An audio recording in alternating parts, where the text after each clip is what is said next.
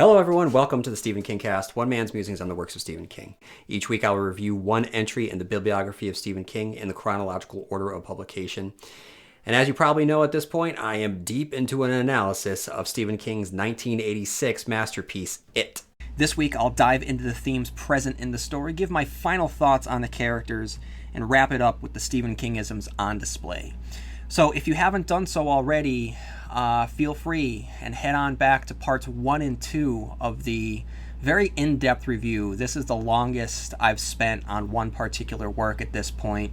I've done 2 parts before, but never a threefer. So this is new to me, and I hope that everyone has enjoyed what I've had to say so far. So part 1, if you haven't checked it out, part 1 was an introduction and kind of putting it into context, and then I began my running commentary / analysis on the book, and then part 2 I continued and then wrapped up my running analysis. So I'm going to put my final thoughts this week, and next week, if you are fans of the movie, stick around as I give my analysis and review of the 1990 ABC TV miniseries. So what I'm going to do now, I'm going to head into the themes, like I said, beginning with adults and children. This novel is a 1,000+ page exploration on the relationship between children and adults, and at times when the two worlds come into conflict with one another.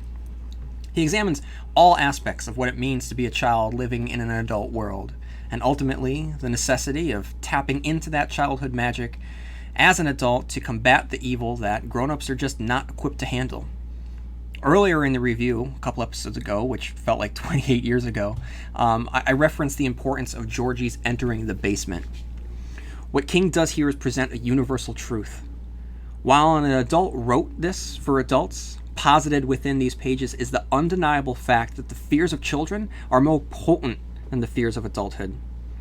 As I've stated in previous podcasts, when I first read this book, I couldn't believe that an adult captured the experience of childhood the way that he did with this book. As adults, we rationalize things. We're able to use our own form of magic to capture and cage our fears. Logic, reason, routines, systems. Kids aren't equipped with these spells. Instead, they're equipped with raw imagination, which is why Pennywise is the ultimate boogeyman. He uses that imagination against the kids. It's a perversion. And it's a nightmarish twisting of a child's ability to dream. It suggests spiritual molestation. A fate worse than death. It doesn't just kill you. For the survivors, it imprints itself on you. The losers might have forgotten, but deep down, not really. Throughout the text, in between killer clowns, vampires, mummies, bullies, King takes great pains to speak on the relationship between adults and children, and the relationship between adulthood and childhood. It's no coincidence that losers can't bear children of their own. The first presents itself during our meeting with Stan during the 3rd chapter in the first section, in which we experience the lasting effects of the ordeal with Pennywise through Stan's wife, Patty's perspective. And while Patty is never fully dragged into the hellish world of Derry with its spider demons and dead turtle gods, she brushes up against it. And though Stan, never fully understanding, realizes that it's his fault that they can't conceive. Why is never fully explained, but it has something to do with the cosmic fortune granted to them, and because they were unable to destroy it. It's as if they can't have children because they're still children themselves, living as adults the dreams they concocted for themselves as children. Boys and girls dreaming they're men and women. How does this occur? At the conclusion of the novel, when the spider is on the ropes, it starts begging for its life and tells Richie and Bill that it'll grant them fortune and long life. This suggests that the success the losers have had in adulthood is because of it, rather than the other, or the turtle. While it never comes out and states this, it makes sense that it's buttered them up. It got them fat before it called them home. In this case, it represents the dangers of adulthood that can threaten the child. With Ben, King writes on page 78, I'm going because all I've ever gotten and all I ever have now is somewhat due to what we did then, and you pay for what you get in this world. Maybe that's why God made us kids first and built us close to the ground, because he knows that you've got to fall down a lot and bleed a lot for you to learn that one simple lesson. You pay for what you get, you own what you pay for, and sooner or later, whatever you own comes back home to you. Now, I want to talk about magic. Here, and before I get any further, just let's take a moment here to examine the dedication. Usually an author will dedicate a book to someone, but here not only does King dedicate it to his family, but he puts up right up front the magic that will play such an integral role in the book. He writes, "This book is gratefully dedicated to my children. My mother and my wife taught me how to be a man. My children taught me how to be free. Naomi Rachel King at 14, Joseph Hillstrom King at 12, Owen Philip King at 7. Kids, fiction is the truth inside the lie, and the truth of this fiction is simple enough. The magic exists." The magic that he speaks of is the thrust of the novel. Now, King began his examination on childhood with the body, but he builds upon these themes here. With this novel, he makes his ultimate statement on what it meant to be a child. And through the statement, the everyday moments of childhood is mythologized in this book.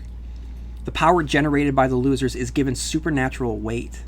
Yet really, it's just what every child feels when they're with their friends. The clubhouse they build turns into a teleporter to another time. A slingshot becomes the most deadly weapon in the world. When signing Eddie's cast, it becomes a cosmic contract, the haunted house, and ultimately losing touch with your friends. These are all the beats that you remember from childhood, and they're here with a magical charge. But where does the magic come from? I'd say that it's built into the majority of children out there, and the case of our heroes was magnified by the turtle, who recognized that this quartet had united to stop the threat. The magic magnified, a spell cast in, as King writes, a ritual that is perhaps as old as mankind itself, an unknowing tap driven into the tree of all power, one that grows on the borderline between the land of all we know and all that we suspect.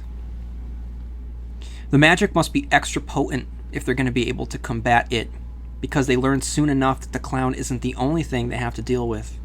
Just ask Eddie or Beverly. Their parents represent the truth of childhood, that in some ways we invent the magic to shield us from the raw and ugly truths that we see in adults.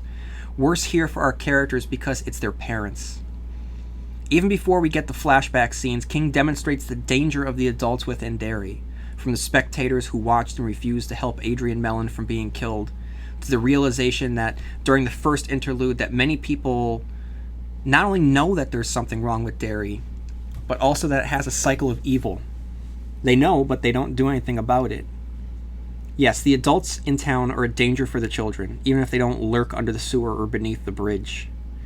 If this town is Pennywise's circus, as author Joe Hill refers to it in Nosferatu, then the adults are funhouse mirrors for the children, frightening versions of what may be, what time might have in store for them. The magic itself for childhood is best visualized with Bill's bike Silver, which serves as the symbol of childhood and therefore our conduit to its magic. Think of your own youth. Did you own a bike? Do you remember the feeling of freedom it gave you? Did you ever lose yourself in that freedom, envisioning yourself not as a cyclist but a pilot? The tires not wheels but wings? Did you ever ride out of reality and into the world of imagination? I know I did, and I'm sure you did too. And that's what makes Silver so important to the story. Silver is not just Bill's bike, it's all of our bikes. Silver is, to use a favorite term of King, the apotheosis of all bikes, and is charged with a very real power. Silver is a little bit Kit from Knight Rider, a little bit Bumblebee from Transformers, a little bit Millennium Falcon from Star Wars. In many ways, Silver is the anti-Christine. Both vehicles are the objects of their rider's affection, and both read the minds of their owners. But Silver, of course, is a source of good, a physical manifestation of all the qualities that make Bill the din of his quartet. The universe, in the form of a cosmic turtle, granted him this bike in the hopes that it would help in the defeat of an interdimensional spider god. And if you were to ask me why I love this book, the insanity of that sentence that I just read is all that I need to answer. As King writes, as always when he was on Silver, he became someone else.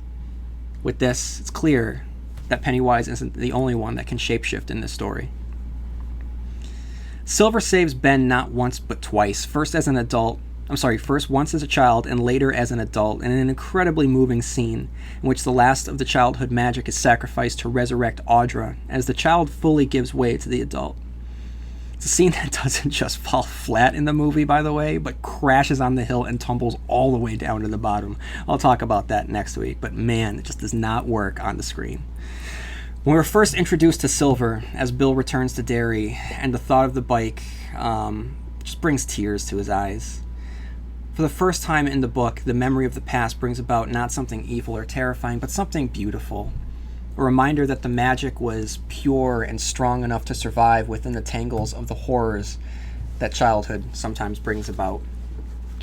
Richie, can't wait to talk about Richie in more depth in a little bit, but Richie reflects on the power of childhood on pages 700 to 701. Richie had felt a mad, exhilarating kind of energy growing in the room. He had done cocaine 9 or 10 times over the last couple of years at parties, mostly. Coke wasn't something you wanted just lying around your house if you were a big-time disc jockey. And the feel was something like that, but not exactly. This feeling was purer, more of a mainline high. He thought that he recognized the feeling from his childhood when he felt it every day and had come to take it merely as a matter of course. He supposed that if he had ever thought about that deep-running aquifer of energy as a kid, he would have simply dismissed it as a fact of life, something that would always be there, like the color of his eyes or his disgusting hammer toes. Well, that hadn't turned out to be true. The energy you drew on so extravagantly when you were a kid, the energy you thought would never exhaust itself, that slipped away somewhere between 18 and 24, to be replaced by something much duller, something as bogus as a coke high. Purpose, maybe, or goals, or whatever rah-rah junior chamber of commerce word you wanted to use. It was no big deal, didn't go all at once, with a bang.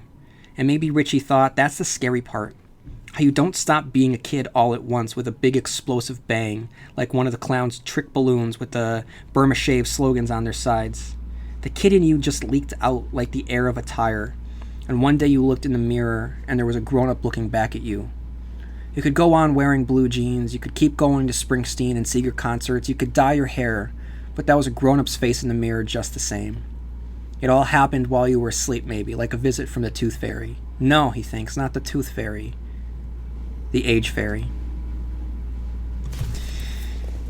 Through the voice of it, King presents to us why the losers were so powerful on page 974. There was a power in them, diminished but still there. They had come here as children, and somehow against all odds, against all that was supposed to be, all that could be, they had hurt it badly, had almost killed it, had forced it to flee deep into the earth, where it huddled, hurt and hating, and trembling in a spreading pool of its own strange blood. You know, so the power, it's all about that power, and what part do the adults play in this magical world of childhood? A complex part. That's what. King explores every possible facet on the relationship between childhood and adulthood, from the horrible to the complex. For instance, look at the relationship between Ben and his mother, one of great love and sacrifice, but with the reference of Ben's friends early on, before he meets the losers, despite his love of her, the continual reference of the non-existent friends causes Ben to mistrust her. It's a childhood touchstone, to doubt or mistrust the adults on some level, in some ways, because they're simply not children themselves, and their world is strange and alien. Is it any wonder why the central villain is an alien creature? Its world of the macroverse is a metaphor for adulthood, which hopes to swallow and consume childhood. King reveals that dairy is dangerous for the children not necessarily because of the clown, but because of the adults who inhabit it. Not necessarily because they're evil, but because they're apathetic and complicit in the evils that occur within the city.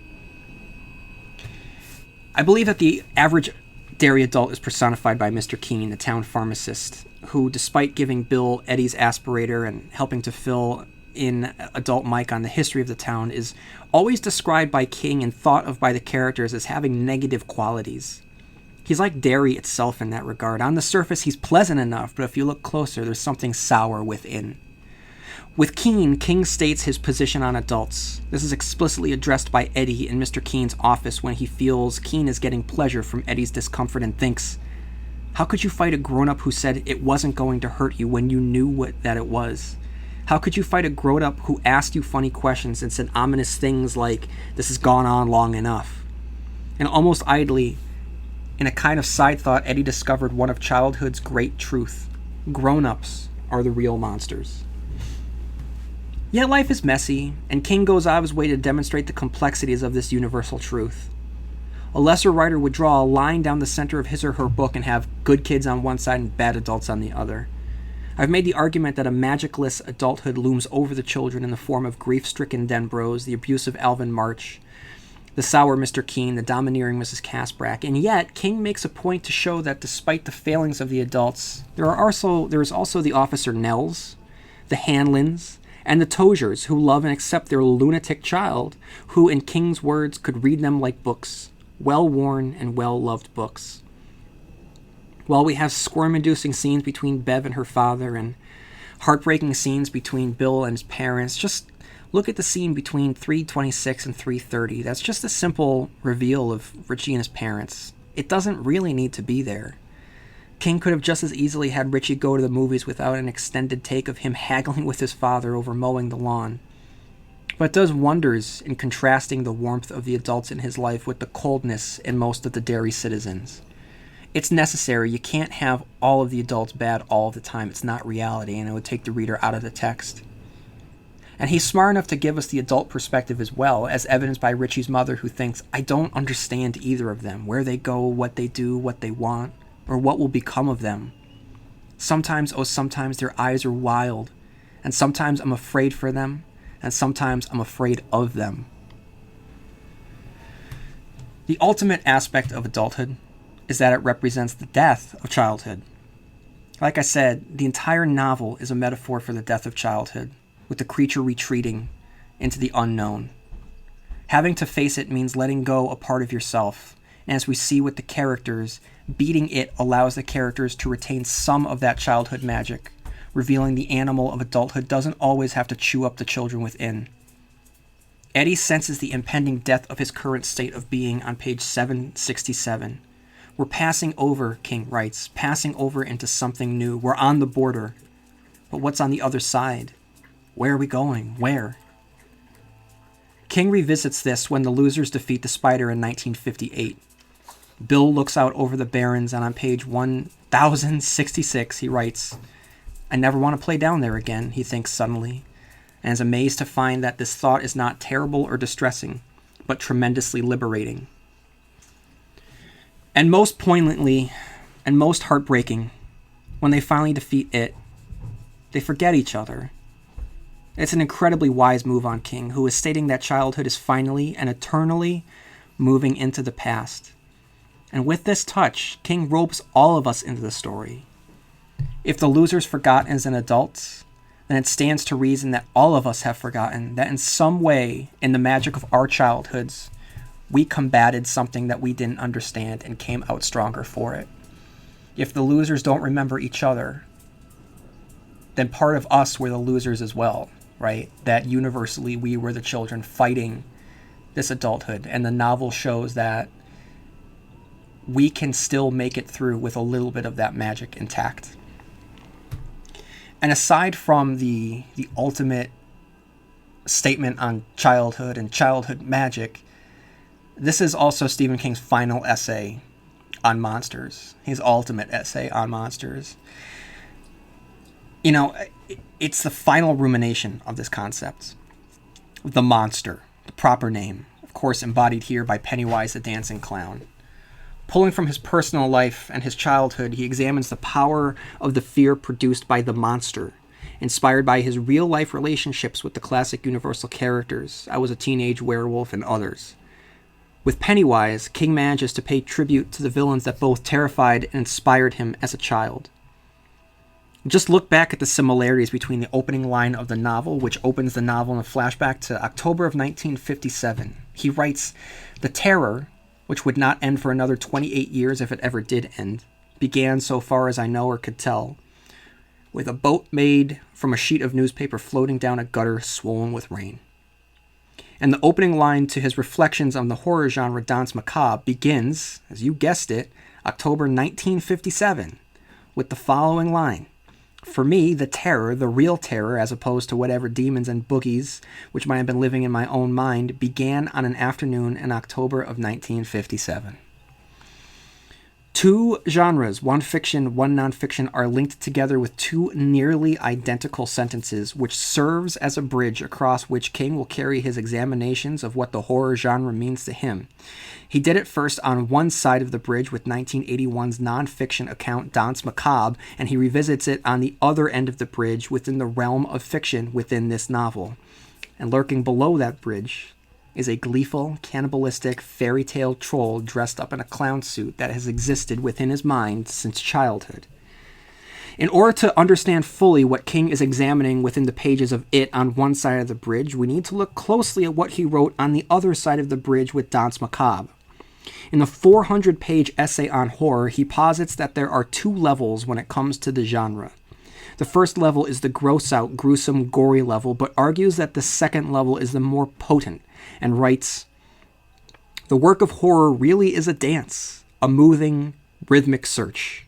And what it's looking for is the place where you, the viewer or the reader, live at your most primitive level.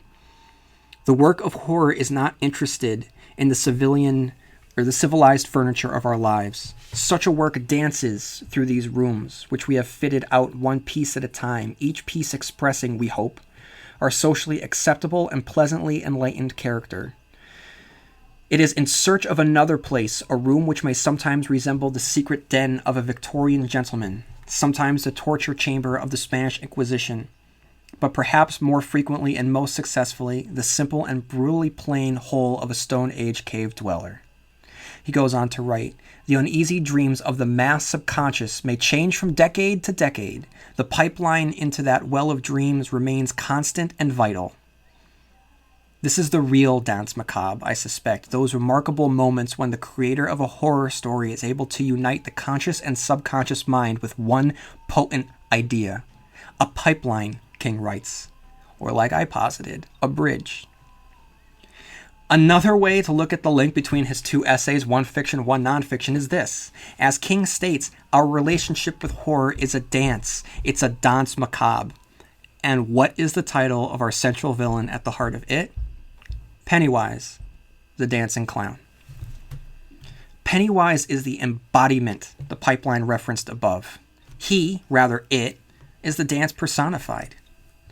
King writes, the good horror tale will dance its way to the center of your life and find that secret door to the room you believe that no one but you knew of.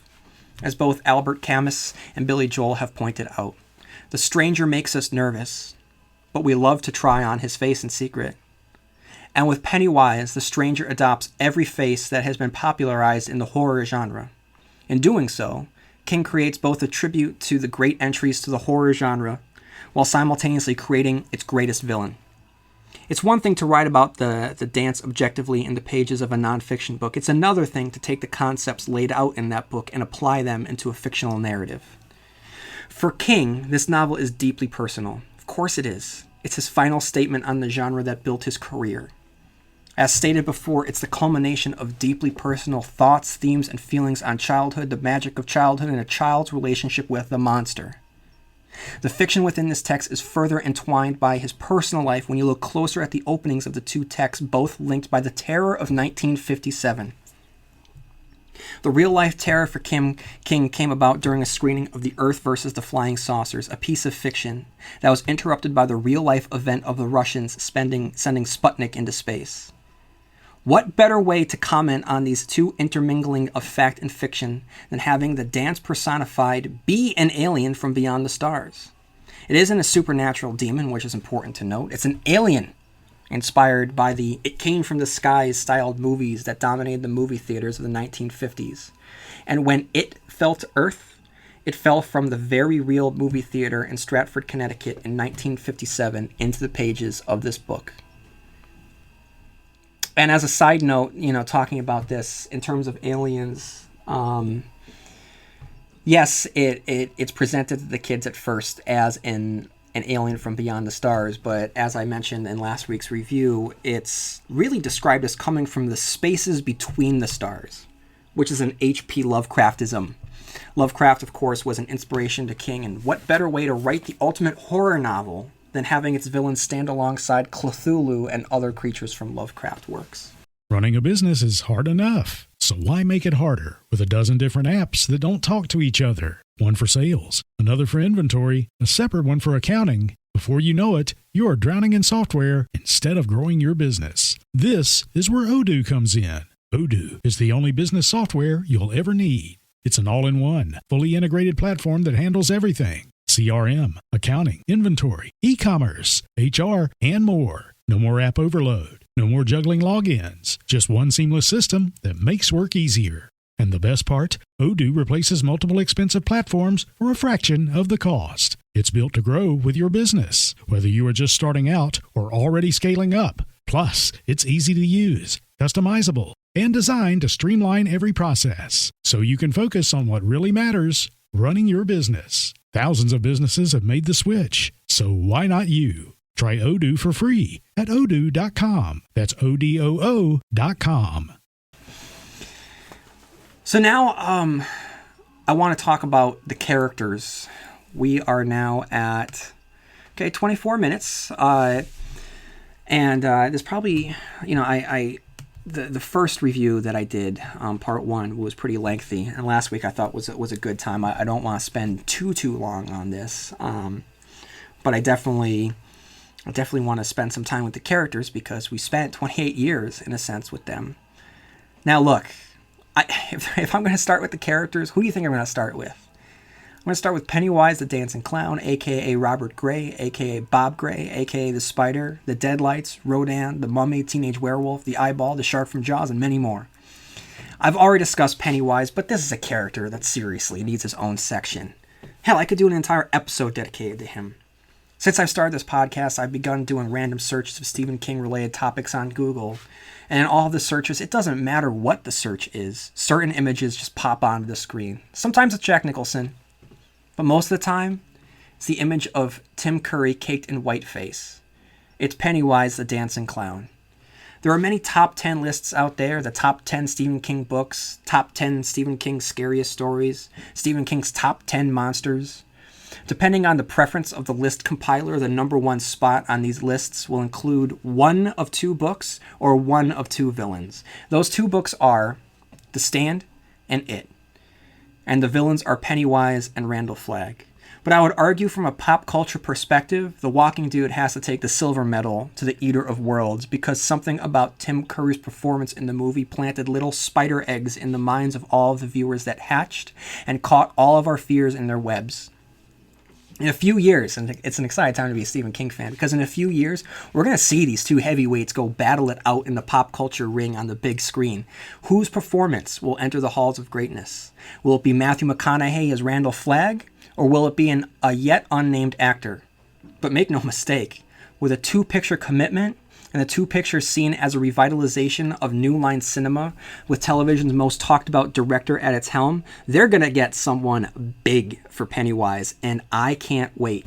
And they're going to have to.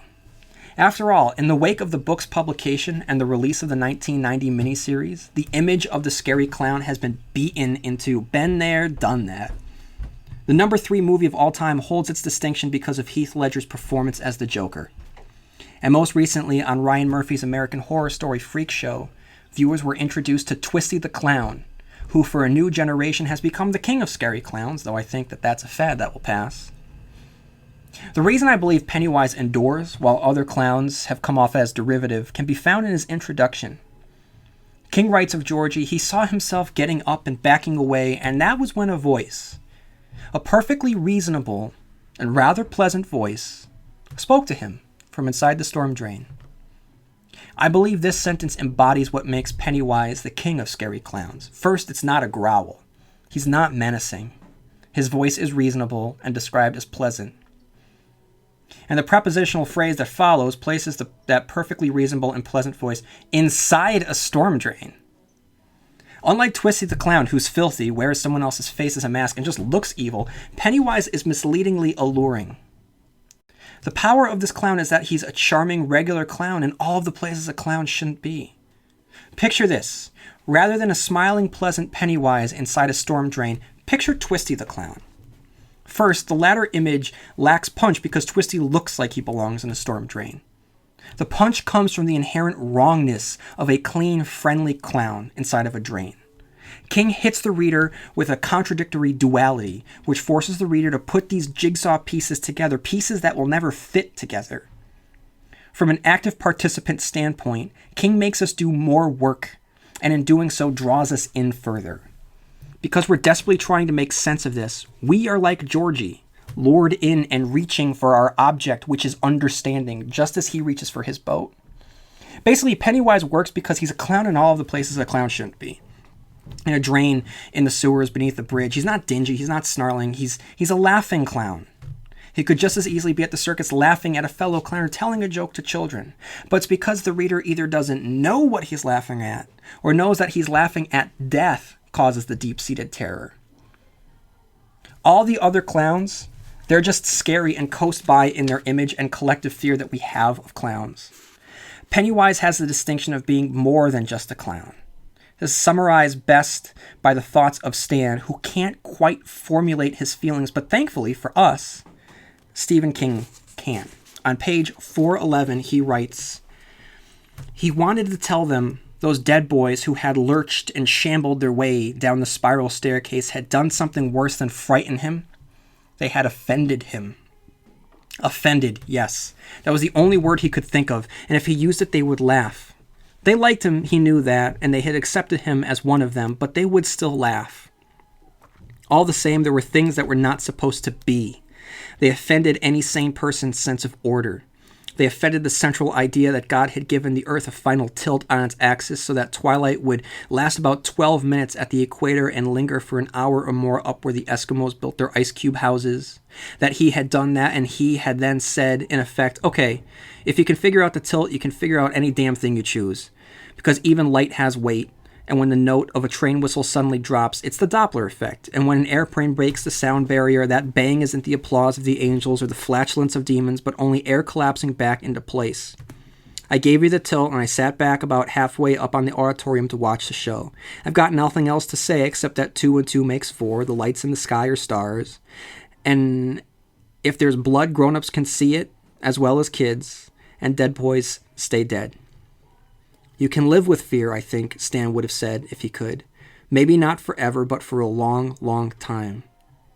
It's offense maybe you can't live with, because it opens up a crack inside your thinking, and if you look down into it, you see that there are live things down there, and they have little yellow eyes that don't blink, and there's a stink down in that dark, and after a while, you think maybe there's a whole other universe down there, a universe where a square moon rises in the sky, and the stars laugh in cold voices, and some of the triangles have 4 sides, and some have 5, and some of them have 5 raised to the 5th power of sides.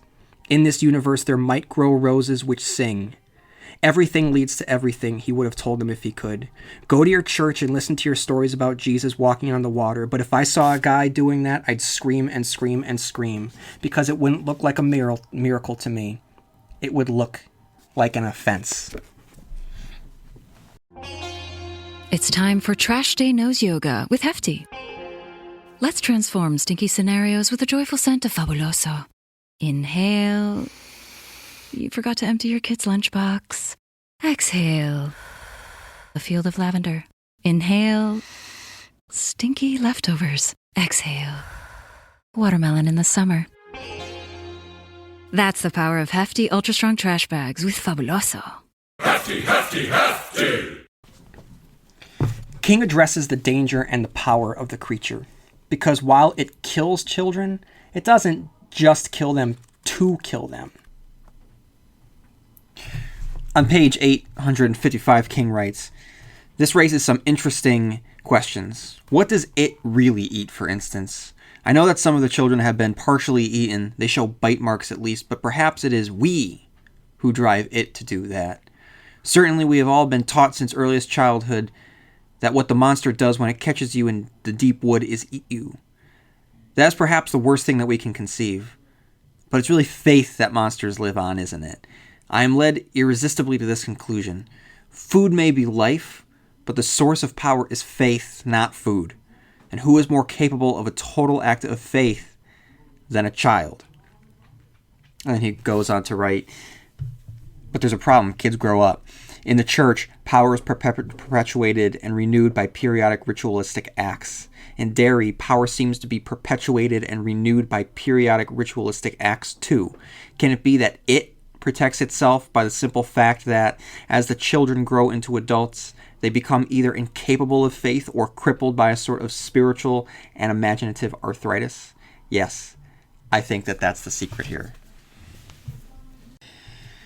So this is a monster that preys on hope and faith and imagination and belief. And what makes this creature stand out, more so than Barlow or Straker or Cujo or Christine Jack Torrance, more so than the Overlook Hotel or the Micmac Burial Ground Reverend Lowe, is that Pennywise thrives on dreams. He attacks the souls of our characters, and I think that that is one of the reasons why this character is what it is. Next up, we have Bill. When Bill loses George, he's also losing a piece of himself. While around George, his stutter is light, sometimes non-existent. In terms of magic, Bill is at that age where he'd lose the magic anyway, even without threat from a universal cosmic spider clown made up of deadlights. George, on the other hand, a few years younger, is fully immersed in it. When Pennywise takes Georgie, he takes a piece of Bill's soul, the living vessel for the magic of his childhood. It's no surprise that in order to combat the stutter, he repeats the phrase, he still insists he sees the ghosts. The ghost in this case is Georgie. By forcing himself to conjure his ghost, he conjures his magic as well, and in doing so is able to beat back his stutter as Georgie had done for him while he was alive. Adult Bill, of course, is a writer. As we know, a popular Stephen King isms is for our character to be a novelist, but as Patricia Uris will say to her mother, he's not a real writer. This is King's sly wink at the critics out there who dismiss his and his colleagues' works simply for the genre in which they're included. I'll get to Stephen King isms later, but in which I'll list the writer as protagonist because Bill certainly fits that description. More so with Bill than any other writer character, King explores the magic of the writing process. For instance, on the which you can find on the bottom of page 120 to 121. So this is after Bill had stood up to his college professor, and he writes, Bill leaves, but returns the next week determined to stick with it. In the time between, he has written a story called The Dark, a tale about a small boy who discovers a monster in the cellar of his house. The little boy faces it, battles it, finally kills it. He feels a kind of holy exaltation as he goes about the business of writing this story. He even feels that he isn't so much telling the story as he is allowing the story to flow through him. At one point, he puts his pen down and takes his hot and aching hand out into the 10-degree December cold where it nearly smokes from the temperature change. He walks around, green cut-off boots squeaking in the snow like tiny shutter hinges which need oil, and his head seems to bulge with the story. It's a little scary, the way it needs to get out. He feels that if it cannot escape by the way of racing hand, that will pop his eyes out in its urgency to escape and be concrete. So Bill is the leader of the group, and that's explicitly stated through Richie. On page 347, we really get a sense of what that means. Besides, it didn't matter. Bill was here, and Bill would take care. Bill would not let things get out of control. He was the tallest of them, and surely the most handsome. Richie only had to look sideways at Bev's eyes fixed on Bill, and then farther to Ben's eyes fixed knowingly and unhappily on Bev's face to know that Bill was also the strongest of them, and not just physically. There was a good deal more to it than that, but since Richie did not know either the word charisma or the full meaning of the word magnetism, he only felt that Bill's strength ran deep and might manifest itself in many ways, some of them probably unexpected. And Richie suspected if Beverly fell for him or got a crush on him or whatever they called it, Ben would not be jealous, like he would, Richie thought, if she got a crush on me. He would accept it as nothing but natural. And there was something else. Bill was good. It was stupid to think such a thing. He did not, in fact, precisely think it. He felt it. But there it was. Goodness and strength seemed to radiate from Bill. He was like a knight in an old movie. A movie that was corny but still had the power to make you cry and cheer and clap at the end. Strong and good. And 5 years later, after his memories of what had happened in Derry both during and before the summer had begun to fade rapidly, it occurred to Richie Tozier in his mid-teens that John Kennedy reminded him of Stuttering Bill. You know, just look at the apocalyptic rock fight when Bill approaches Victor Criss like the Terminator, systematically throwing rocks while refusing to duck or show pain when Victor's rocks bounce off of him. Okay, I'm going to get into this now. I'm going to talk about Bev. To say that Bev is a tricky character is an understatement. Of all the characters in the book, she's hands down the most complex. And in the hands of a lesser writer, her story of losing her virginity notwithstanding, this character would have gone off the rails into exploitation or caricature. Long gone is the distant memory of one-dimensional love interest female characters like Susan from Salem's Lot. Now, while Bev isn't the first strong female character that King has written, as Carrie White, Wendy Torrance, Charlie McGee, have come before her, she's the one that needed the most finesse of his writing skills. As a child, one of Bev's defining traits, aside, of course, from being the girl next door, is her warped relationship with her father, Alvin. Under her father's twisted care, she is subjected to a distorted, possessive interpretation of love. And naturally, this is the cause for her future relationships with the men in her life as personified with the character of Tom. By this point in fiction, it's a cliche, right? The lack of the father figure leads to a life of abuse at the hands of bad men. But with Bev, it's a little bit different. It isn't that there's a lack of a father figure in her life. Instead, there's too much of her father in her life. And unlike other variations, which sees the girl subjected to molestation at the hands of a father figure, we don't see sexual abuse. It's hinted at, but it's a mix between physical and deep emotional. However, although the abuse never steps too heavily into physical territory, it's there. But it's not awful until he's really possessed by it. I can't say that it's not sexual abuse. Her father is so possessive of her that he represses her growing and natural interest in boys. In other words, he's so controlling, he's suppressing her sexuality, thusly warping it as much as he's warping her concept of love. As King writes on page 378, there was a concern on his face, but it was a predatory concern, somehow more frightening than comforting. Though he never touches her sexually, there's something there, and it's horrible in its own right. The possibility of abuse is a ticking time bomb, so much so that her mother has to ask Bev if he's touched her. Bev is growing up, and it's natural to talk to boys. The thought of sex hasn't crossed her mind, but in the eyes of her father, it's all that she thinks about. His complete fear and control of it causes warped concepts of love and sex within her. And his complete suppression of these ideals lays the foundation for the biggest issue I have, not only with this novel, not only for any Stephen King novel, but for any novel that I can think of. And that's the orgy in the sewers. The ending to the kid's story in the novel is hugely problematic. I don't know what King was thinking when he wrote it. I don't know what the editor was thinking when he let it go to print. I don't know how any rational human being in the art field could justify the gangbang of an 11-year-old girl as the event which saves children's lives. Now, an artist is not limited to popular or unproblematic content. Handled the right way, you can comment on just about anything, but this is not handled the right way. The scene is troubling on a number of levels, the first of which is how it's presented. It is completely earnest. It plays like it's supposed to be a beautiful scene in which a young girl, subjugated under the reign of her father's tyrannical control, takes ownership of her budding sexuality by having sex with her 6 male friends. In the events of the novel, this empowers the magic that exists between and all around them to save their lives and tips the balance in their favor, allowing them to escape from the tunnels beneath the city. That's the issue. So misguided was King and his editor and his publisher and anyone else that let this go to print. This event is portrayed within the context of the novel as being a powerful and beautiful moment. It is so off base from reality that's even more disturbing. However you try and rationalize it, it's still a scene where a young girl loses her virginity to 6 men in a sewer.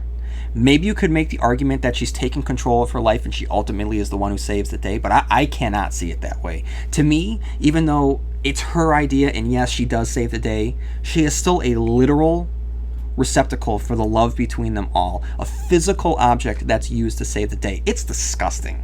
It's pornographic. It's misogynistic. It's gross. I'm not about censorship or a proponent of an artist tinkering with previous works, but if King announced that he was releasing a new version of this novel with this scene omitted in the events of the narrative reworked so it never happened, I would not be upset. I would give him a lot of credit for making the right choice. This scene is so disturbing, so wrong, so out of place, like I said, so misguided that I if anyone does not like the book because of it, I can't argue with them. If anyone has never read Stephen King before and only read this and was disgusted with that and they never wanted to read Stephen King again, I'd say, okay, that's fine. There's really not much you can argue with there. All right. I don't really want to talk about that anymore. I just want to move on to Richie. When King introduced us to Richie in Chapter 3, 6 Phone Calls, it made me wonder what the remake has in store for him. Because Impressions, it's not an entertainment commodity anymore.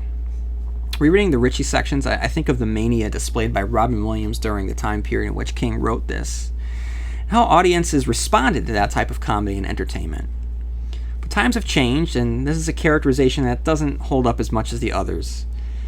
I guess they can make him a shock jock, I suppose, but that's a little bit too aggressive and harsh of an interpretation for someone that's pretty decent and caring. So, with all of that said, Richie, to me, is the scene stealer of this book. He might be our main character, but Richie is very much the heart of the group, and he's one that just crackles when he's on the page. Each of the characters demonstrate different aspects of strength, and Richie it's his mouth. He can't help his quick mind and his quick wit. Despite imminent physical danger, he doesn't back down from bullies, whether they be Henry and his crew or Pennywise himself. This smart-ass quality causes Richie to function as the wild card of the bunch, the reader never knowing what he's going to say next, more likely, just going to exacerbate a problem. In South Park, Kyle and Stan have been criticized for being too similar. Much in the same way, Ben and Bill are very much the same. Both are plagued by a condition. One's fat, the other one has a stutter. Both are genuinely good. Their heads solidly screwed onto their shoulders. Thank God for Richie, who continually crashes into the narrative like a wrecking ball. As I stated in a previous episode, despite his court jester appearance, he also functions as the group's number 2 and Bill's partner in crime. It's Richie who encourages Bill to confront the photo album, and it's the two of them who proactively first go in search of the clown in Neibolt Street. It's an aspect of the ABC movie that failed to capture, and it's one that I'm surprised to rediscover each time I reread the book. The more I reread of the novel, the more I realize how important he was, and how much of my resting thoughts were because of the Harry Anderson interpretation from the 1990 TV movie. Richie's significant in this novel, much more so than I ever realized. Not only does he encourage Bill with the photography album and join him on Neibolt Street, like I just said, but he's the one that breaks the ice at the reunion. He's the one who toasts to us stepping up as a leader. He's not the leader, but he's still a leader, one they can all trust, one who can manage their emotions. His eyes caught Bill's, King writes, and with a force so great he could barely deal with it, Bill remembered himself and Richie in the middle of Neibolt Street, after the thing which might have been a clown or which might have been a werewolf had disappeared, embracing each other and weeping. At that moment, Richie ignites a dormant power, the memories of a best friendship. With it, he toasts to the losers and Bill, who has just been unknowingly flipped on, and Bill then resumes his leadership position within the group, and it's all because of Richie. And like I said in last week's episode, Richie really helps save the day. He's the one that goes into its mind when Bill can't handle it and saves the day. Richie's the one that talks back to the clown when Pennywise is Paul Bunyan. To me, Richie might be the most important character of the book. Now I want to talk about Ben. When first meeting Ben, we are introduced to a punctual, routine-driven man that is described as the loneliest man in the world. It's a great introduction to a character who's been hiding in Nebraska his adult life, a safe haven that he's built for himself to get away from the memories of Derry. Child Ben is our gateway into the summer of 1958, and through his perspective, we learn how genuinely kind he is. And aside from this function as the entryway into the novel, Ben doesn't do much. Yeah, his architectural know-how comes in handy, and he's quietly kind and warm, but Ben does not do much. His love triangle doesn't even provide any conflict in the story. While the novel's about the purity of friendship, the simple fact that there's a love triangle allows for conflict. It's a missed opportunity that could have added more tension. It's funny, I'm telling you, I've read this book so many times, I just remember Ben being more important. Yeah, he makes the slugs, he builds the dam, like, he's the mathematical, logistical guy in the group. I get it, that's great. But it doesn't really add up to much. I'm gonna actually talk a little bit more about Ben when I conclude this episode. So I had a thought. I'm gonna put a pin in it because I want to talk about Eddie now. From Eddie's introduction, we get a man whose life has been dictated by others, namely his mother, who he replaced with a look-alike Myrna. The association is icky, to say the least, and creates both a sympathy and pity within the reader. The question with Eddie is Eddie gay? Is he closeted, unable to come out? During our first meeting, Myrna thinks about shoving him in a closet and blocking the door with her massive, and I'll stress this for the sake of the argument, female body. Soon after, unrelated, Eddie, physically not in the closet, thinks about leaving her. The wife dreams of her husband trapped in the closet while the husband dreams of a life of freedom. To me, that says something. And even when he returns to Derry for his walking tour, he winds up at the Tracker Brothers truck depot, two brothers who were lifelong brothers who were rumored to be gay. If he isn't gay, and I'll put money down that he will be in the upcoming film, he's certainly asexual. After all, he was subjected to the tyrannical rule under his mother's thumb during the formative years of his life. His sexual identity, whichever it may be, was squashed by his mother. I believe that Eddie is the bravest character in the novel. He laughs in the face of Henry as his arm is broken. He's the one that saves everyone in the sewer both times and pays for it with his life. Like I said, I remember Ben having a bigger role.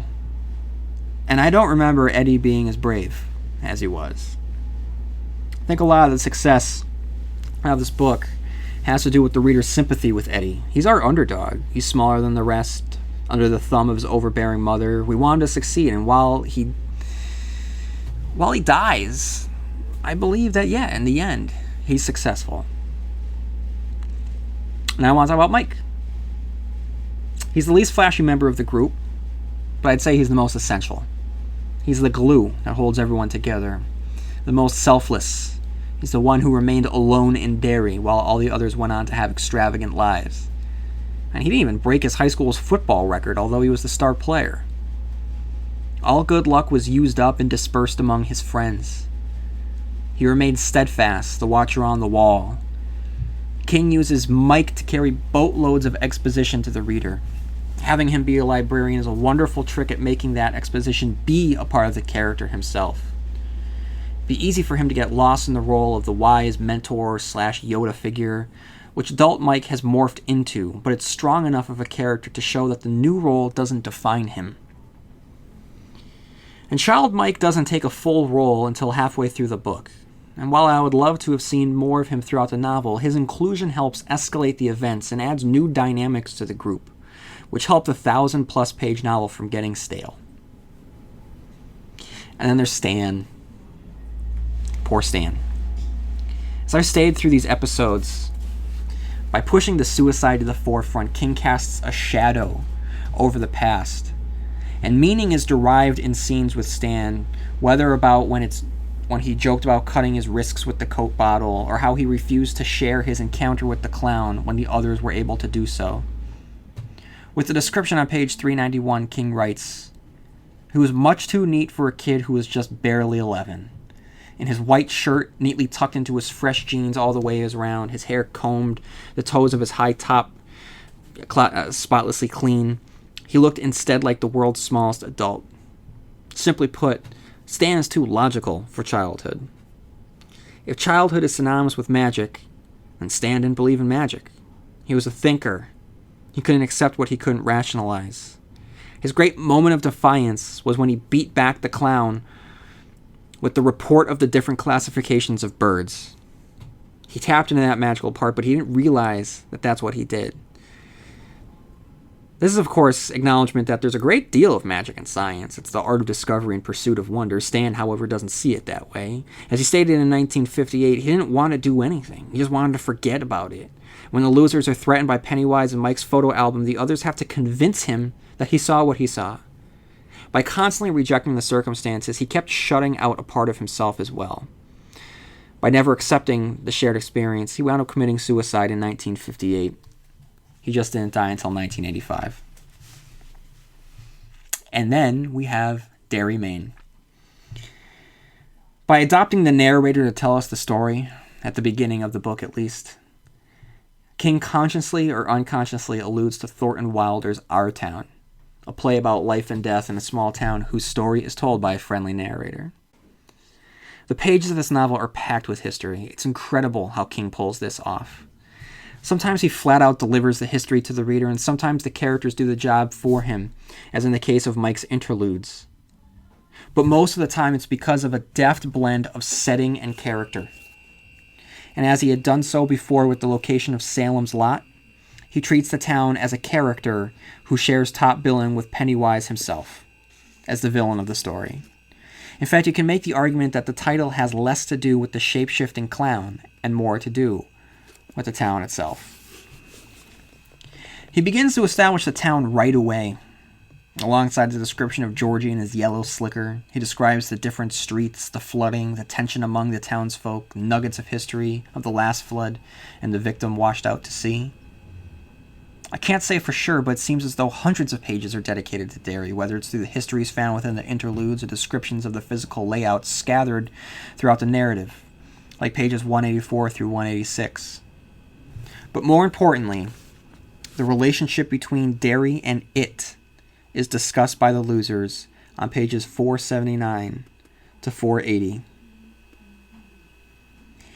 It, if we have to call it something, it might as well be what we used to call it. I've begun to think, you see, that it has been here so long, whatever it really is, that it's become a part of Derry, something as much a part of the town as the standpipe or the canal or Bassey Park or the library.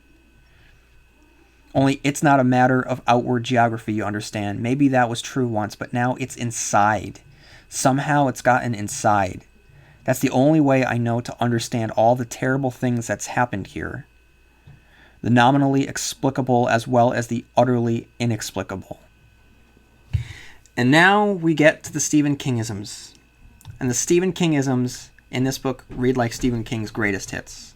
And Stephen Kingisms, for those of you who are new to the podcast, are the tricks and traits and tropes of the author that you see from one book to the next.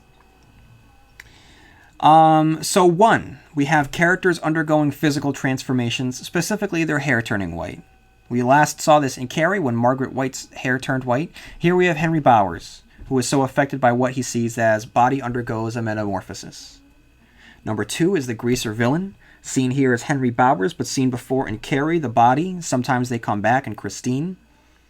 Number three is the bully, as seen in Carrie, the body, Christine. Greg Stilson was a bully of sorts in the Dead Zone. A bully made an appearance in Salem's Lot, and in Sometimes They Come Back. Number four, we have references. Not only do we get references, but we get cameos from famous Stephen King characters. First, we see Dick Halloran from The Shining, who appears as part of Mike's town history research. And in my favorite appearance, we get Christine, who pulls up to give Henry a ride when he's escaped from the mental institution. The town that that adult Ben lives in happens to be the same town as Mother Abigail from The Stand. Shawshank Prison is referenced. Bev references Frake Dodd's murder spree in Castle Rock from the Dead Zone. And very deftly, early on in the story, during part 3 of chapter 3 in the first section, when we first meet adult Richie, he throws up when the memories come back, and King writes, "Sometimes these things come back, sometimes they come back. which is the title to a short story that he had written in Night Shift, in which a man must confront the literal ghosts of his past greaser bullies that killed his brother with a switchblade. Number 5 is The Writer. We've seen the writer in Salem's Lot, The Shining, and various short stories here with Bill Denbrough. We'll see the writer soon enough in The Dark Half, in Bag of Bones, and others. Number 6 is Racism, to denote a character's low qualities, as seen here with Henry Bowers and his father Butch. Number 7 is Multiple Aliases for the Villain, as we've seen before with Randall Flagg, who uses a number of different names. Same thing here with Pennywise, who who transforms a lot, but also is Pennywise the Dancing Clown, as well as Mr. Robert Gray, Bob Gray, and Mrs. Kirsch. Which goes to number 8, the Shape-Shifting Villain. We've seen this before with the Boogeyman in the short story from Night Shift, who function as a prototype for Pennywise. And we will later see the Shapeshifter with the Crimson King in Insomnia. Number 9 is Leeches. Patrick Hochstetter's death conjures the famous scene from The Body when the boys, after swimming, discover their body covered in leeches. Number 10 is the catchphrase. Stephen King loves his catchphrases. All right, here we have, "They all float." "Beep, beep, Richie, you bet your fur." And for King himself, early on, he constantly repeats that his characters head out of the blue and into the black. Other famous catchphrases are, "They're all gonna laugh at you," "Come out and take your medicine." We're gonna see it with and Dolores Claiborne. I think there's something about dust bunnies. So he loves his Kingisms, or he loves the catchphrase Kingism. Number 11 is characters roaring in laughter from the unfunny joke. Now, Richie Tozier is the walking embodiment of this Kingism. Number 12 is the obscene and corrupt town. This is most recently seen in the pages of The Talisman with Oatley. Number 13 is the abused wife. Here we have Bev Marsh, but we'll later see the abused wife again in Insomnia and Rose Madder. Number 14 is the death of the writer's brother during the writer's childhood, as seen in The Body. Number 15 is the apotheosis of ... Here we have Ben recollecting about the school bell being the apotheosis of all bells, while over in The Gunslinger, the Mohane was the apotheosis of all deserts. It's not a word seen often, and works within both tales. As in within the world of the Dark Tower novels, the Gunslinger is the source of the concept of the cowboy figure in our world, and as I've mentioned in It, this is the final essay on a number of King themes, including childhood, so it makes sense to have the apotheosis of all bells ring in the hallways of the school. Number 16, he thrusts his fists against the post, has been seen before, and I want to say in The Body.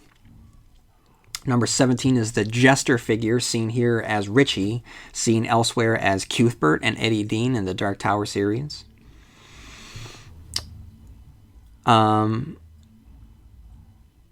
Number 18 is the inclusion of non-fiction texts.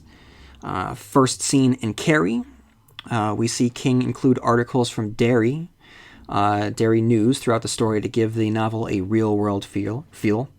Number 19 is The Evil House. Here it's 29 Neibolt Street. We've seen it in the Marston House, the Overlook, and the Black Hotel. And we'll see it again with the Dutch Hill House in the Wastelands. Number 20 is the sound of air rushing in to fill the place of where something had been, a description that King uses at least twice in this book, as well as in Eyes and the Dragon, The Stand, and The Talisman. Number 21 is Singing Roses. At one point, King references a universe where roses can sing. This, of course, is an image that sticks with him, as he'll later use it as one of the major images for the Dark Tower series. Number 22, when Bev returns home, she sees a mailbox for Starkweather, which is a nod to Charles Starkweather, the inspiration for the kid in The Stand. Number 23 is Dead Rockers Performing, hinted here on the Civic Center marquee and in the Rotting Flesh in the Nightmares and Dreamscape short story, You Know They've Got a Hell of a Band. Number 24 is the bully starting to slowly go insane. It's Henry here. Later we're going to see us with Junior in Under the Dome. Number 25 is the relentless abuser. Here it's Tom Rogan. Later we're going to see Norman from Rose Matter and Ed from Insomnia.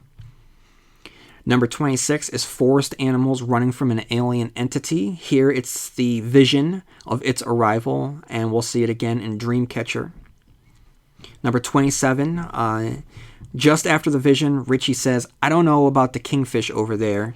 He might be referring to Mike, but a capitalized kingfish is referenced again by the Crimson King himself in Insomnia. Pennywise even refers to himself as the kingfish at one point. Number 28, children in the town dump. Again, this was seen in the body. Number 29, Beans, Beans, the musical fruit. This was famously sung in The Gunslinger. Number 30, the village of Haven. The neighboring town of Derry is the setting for the Tommyknockers. The steeple with the clocks that blow during the destruction of Derry at the conclusion of the novel has a neighbor steeple that also blows sky high in the Tommyknockers. And as you may know, Pennywise makes an appearance in the pages of that book. Number 31, spiders. We've seen spiders before in The Talisman and the Mist, but here we have the ultimate spider. What's interesting is that although Ben kills its children, some of them live on thematically, as we see more spiders and characters of similar qualities as Pennywise, with the Crimson King, Mordred, and the character Dandolo. So, at this time I usually read the quote, what I think is the most important text from the book, and I have two.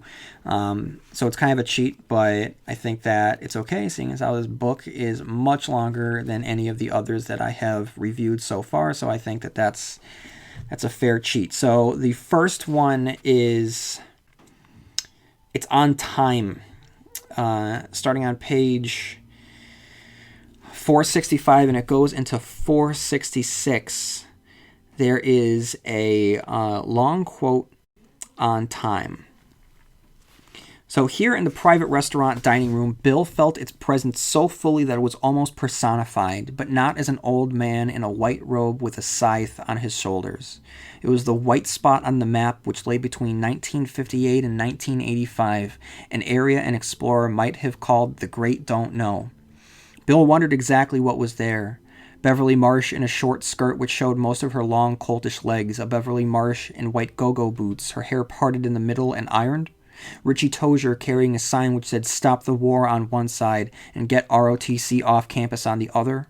Ben Hanscom in a yellow hard hat with a flag decal on the front, running a bulldozer under a canvas parasol, his shirt off, showing a stomach which protruded less and less over the waistband of his pants. Was this seventh creature black? No relation to either H. Rap Brown or Grandmaster Flash, not this fellow. This fellow wore plain white shirts and fade into the woodwork J.C. Penney slacks, and he sat in a library corral at the University of Maine, writing papers on the origins of footnotes and the possible advantages of ISBN numbers in book cataloging, while the marchers marched outside and Phil Ox sang "Richard Nixon, find yourself another country to be a part of," and men died with their stomachs blown out for villages whose name they could not pronounce. He sat there studiously bent over his work. Bill saw him, which lay in a slant of crisp white winter light, his face sober and absorbed, knowing that to be a librarian was to come as close as any human being can to sitting in the peak seat of eternity's engine. Was he the seventh?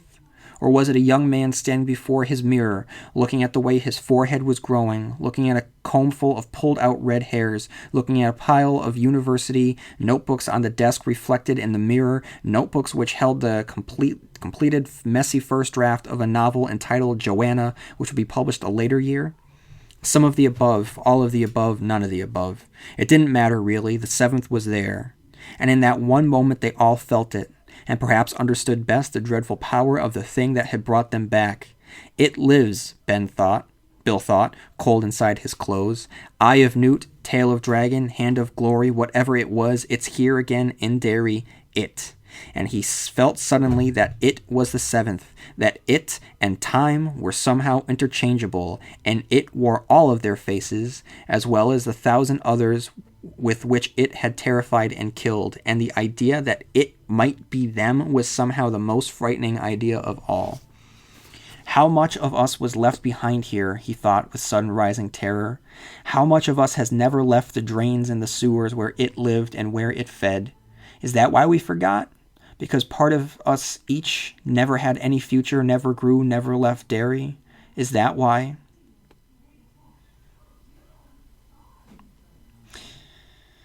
There was a moment of silence, and then the room exploded with laughter. Bill crossed to them and began to shake hands, and while there was also something horrible in what he now felt, there was also something comforting about it, the sensation of having come home for good. But the one that I think really speaks to the text is on page 769, and that is about friendship. These were his friends, and his mother was wrong. They weren't bad friends. Maybe, he thought, there aren't any such things as good friends or bad friends.